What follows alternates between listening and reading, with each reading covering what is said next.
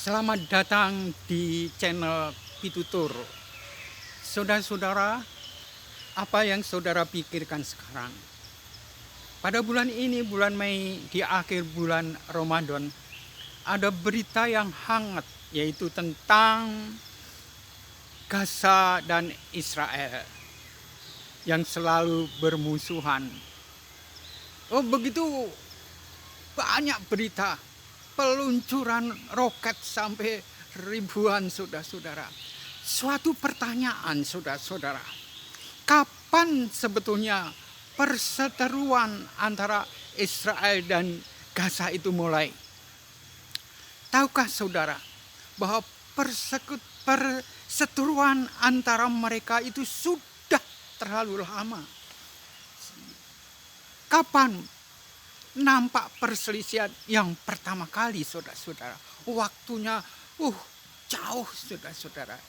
Yaitu selama 3.300 tahun yang lalu.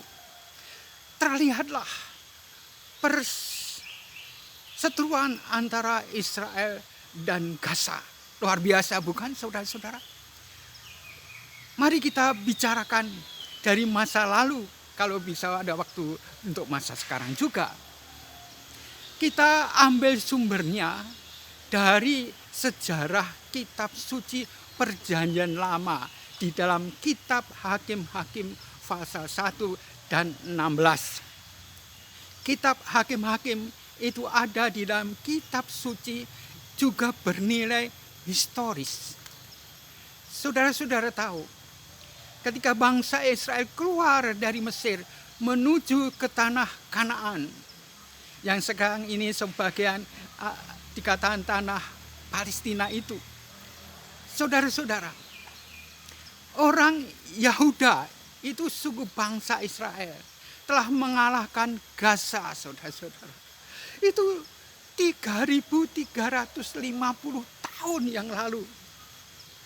Nah, saudara-saudara, tetapi keadaan itu tidak stabil terus-menerus. Gaza itu di bawah Israel, yaitu dari suku Yahuda. Tidak, saudara-saudara. Silih berganti satu dengan yang lain. Suatu saat kalah, suatu saat menang. Kemenangan di pihak Israel tergantung bagaimana sikap mereka terhadap Yahweh Elohim. Kalau mereka mau taat, hanya percaya dan mengandalkan Yahweh Elohim, mereka berada di dalam kemenangan. Tetapi kalau Israel meninggalkan Tuhan, jauh daripada Yahweh Elohim, mereka berada di dalam kekalahan. Itulah terjadi silih berganti. Orang Israel itu kadang-kadang mau hidup dekat dengan Tuhan, setelah ditolong lalu jauh. Itulah yang menjadikan tidak stabil, saudara-saudara. Itu yang pertama. Terus menerus itu terjadi perselisihan, yaitu antara Israel dan Filistin yang saat itu namanya begitu. Saudara-saudara, banyak cerita tapi kita singkat aja. Suatu saat ada seorang Israel pergi ke Gaza. Orang itu terpesona, mungkin tertarik pada wanita-wanita di Gaza. Karena wanita di Gaza itu, saudara-saudara, banyak yang cantik. Jadi orang ini yang pergi ke Gaza ini orang Israel terpikat sama perempuan yang profesinya sebagai pelacur. Nah, orang itu singgah di tempat itu. Kemudian orang-orang Gaza itu tahu, ini ada orang Israel, ini Simpson, ini musuh kita, ayo kita habisin. Tapi teman, jangan dulu, kita tunggu aja di pintu gerbang sampai fajar, ya. Mereka maksudnya di waktu fajar itu mereka tahu bahwa orang itu namanya Simpson itu pasti capek semalaman, ya, karena saat itu orang yang pergi ke tempat pelacuran atau wanita penghibur atau pesta itu, ya, tidak cukup short time, tapi kadang-kadang all time sampai pagi. Jadi orang-orang Gaza ini tahu kelemahan. Nanti dalam keadaan lemah, kurang tidur, kita tangkap orang itu, ya. Akhirnya apa terjadi, saudara-saudara? Orang-orang Gaza itu salah tafsir, salah faham. Dikira Samson itu pagi-pagi dalam keadaan loyo, jadi gampang ditangkap. Kan pintunya hanya satu, pintu gerbang. Gaza ini pada waktu itu sudah kota yang paling besar dan bagus. Ada bentengnya, ada pintu gerbangnya. Jadi orang yang masuk ke Gaza, keluarnya pasti di pintu itu. Maka penjaga-penjaga berada di situ. Dia pikir, saya mau jaga sampai pagi, mau tangkap Samson itu. Apa terjadi, saudara? Salah kira. Ternyata Samson tidak all night dengan perempuan itu, tapi sudah puas dengan midnight, saudara-saudara. Di tengah malam dia mau pulang, saudara. Ya, tengah malam dia berada di pintu gerbang, lihat penjaganya pada ngorok tidur. Mungkin penjaganya pikir yang penting esok pagi gitu ya. Apa yang dilakukan oleh Samson ini? Keadaan, wah, pintunya itu begitu kuat. Tapi tiba-tiba roh Tuhan ada masuk di dalam dirinya. Dia memperoleh super power, kekuatan luar biasa. Pintu gerbang itu diangkat, saudara-saudara, dan ditaruh di punggung, dia bawa keluar. Saudara-saudara, apa terjadi? Penjaga-penjaganya itu, loh, kok gak ada pintu gerbangnya? Mereka tahu, wah, Samson luar biasa. Itu yang terjadi. Orang-orang dalam keadaan bingung, saudara-saudara. Kita melihat di sini, Samson itu kuat, tapi sebetulnya dia orang biasa. Orang biasa. Pernah dia ditangkap oleh orang Filisti, diikat gitu ya, diikat, dibawa ke negaranya. Wah, orang bersorak-sorak, ini Samson yang bikin kacau ini, kita tangkap. Wah, mereka senang sekali karena Samson ditangkap. Tetapi pada waktu itu roh Tuhan itu turun atasnya. Itu ikatan itu begitu gampang dilepas. Dan pada waktu lepas dia melihat tulang rahang keledai itu, dia ambil, dia lawan orang-orang. Sebanyak 1.000 orang Filistin mati oleh Samson hanya dengan alat apa? Alat tulang rahang keledai. Wah, luar biasa bukan, saudara-saudara? Itulah yang terjadi. Tapi lagi-lagi Samson pergi ke daerah itu, tertarik lagi sama perempuan. Kali ini namanya sungguh terkenal, nama perempuan itu yang memikat Samson, atau mungkin Samson yang memikat dia. Namanya Delila, saudara-saudara. Samson sudah seolah-olah menemukan kesenangannya itu. Lalu orang Filistin tahu, Delila yang kita kenal itu menjadi langganan si Samson. Kita tanya, Delila diancam oleh orang Filistin.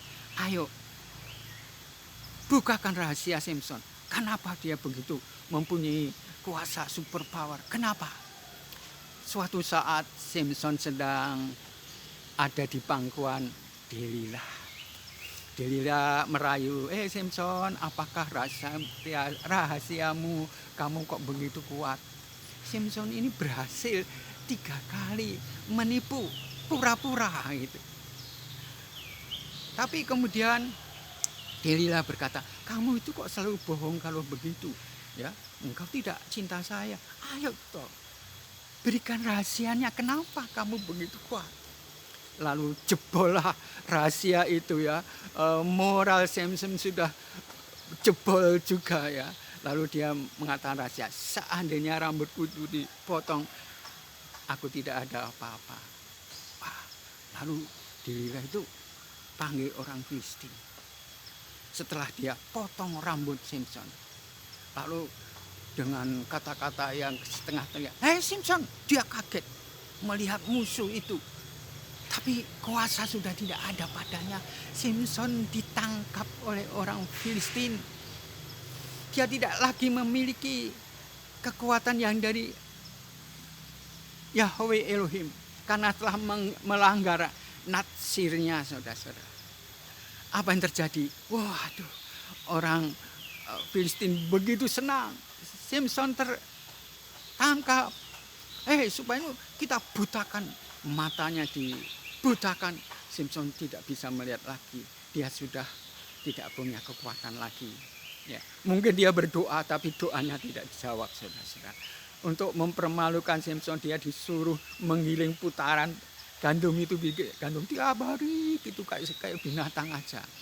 Nah, suatu saat ada hari besar di antara orang Filistin untuk merayakan dewanya, dewa Dagon. Nah, mereka mempunyai inisiatif, ayo kita bawa Samson ke gedung seperti kue yang besar yang bisa bertingkat, ya, bisa memuat 3.000 orang. Wah, saat itu ada gedung seperti itu. Luar biasa, bukan saudara-saudara? Nah, apa terjadi saudara-saudara? Pada waktu orang Filistin itu berkumpul di gedung itu sambil menyembah dewanya, dewa Dagon. Seolah-olah dewa Dagon itu lebih berkuasa daripada Yahweh Elohim. Lalu Samson itu dibawa, dituntun oleh seorang anak kecil, ya, dengan dirantai, matanya buta, dia tidak bisa apa-apa. Dia hanya mendengar sorak-sorak orang Filistin, memuji Dagon dan merendahkan Yahweh Elohim dan menghina Samson. Samson menjadi olok-olokan, saudara-saudara. Tapi Samson berbisik kepada anak yang menuntunnya, tempatkan saya, tunjukkan tiang dari kue ini atau gedung ini. Lalu anak itu menuntun ini. Lalu apa terjadi, saudara-saudara? Samson memegang 2 tiang utama gedung itu. Kali ini dia berdoa kepada Tuhan. Dia utarakan kepada Tuhan penyesalan.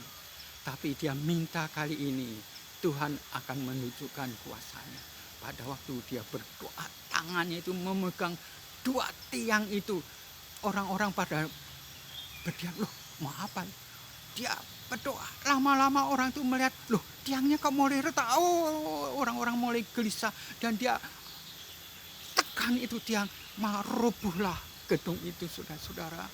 Dan lebih dari 3.000 orang meninggal, dia hanya korban 1 orang.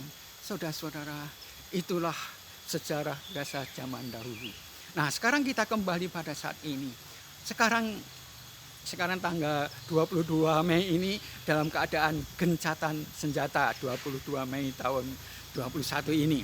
Tetapi kemarin, waduh begitu rudal-rudal Hamas itu menghujani. Tapi kok luar biasa. Israel punya Iron Dome, meskipun ada yang meleset, ada yang lolos. Tapi akhirnya Israel itu mengirim pesawat terbang. Wah, menghancur luluhkan gedung-gedung.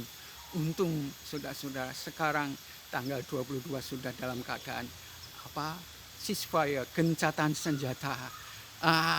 Saya tadinya agak bingung, saudara-saudara, agak gelisah. Kenapa? Karena kalau saya membaca dalam kitab Yeskiel pasal 39 ayat 1 sampai 15 dan Yeskiel 39 1 sampai 6, ada tertulis suatu saat Israel itu akan kalah, suatu saat Israel akan ditaklukkan. Dari mana? Yaitu jikalau orang dari arah utara, ya, itu menyerang Israel, dan Israel akan kalah. Dan kalau kalah, mereka akan menyembah kepada Yahweh Elohim, mereka akan bertobat. Nah, saat Israel dalam keadaan kalah, putus asa itu, dia berdoa kepada Yahweh Elohim, dan Yahweh Elohim itu datang kepada bangsa Israel dan mengangkat orang Israel yang sudah bertobat itu bersama-sama dengan orang-orang yang sudah bertobat lainnya, orang Kristen yang bertobat diangkat. Jadi saya bersyukur Rusia tidak jadi membantu, tidak jadi menyerang. Seandainya Rusia menyerang, saya pikir jangan-jangan nubuat Nabi Yesaya ini akan digenapi. Tapi syukurlah saat ini Israel dan Gaza dalam keadaan damai. Saudara-saudara, sekian kiranya ini bisa memberkati kita semua. Sampai berjumpa lagi.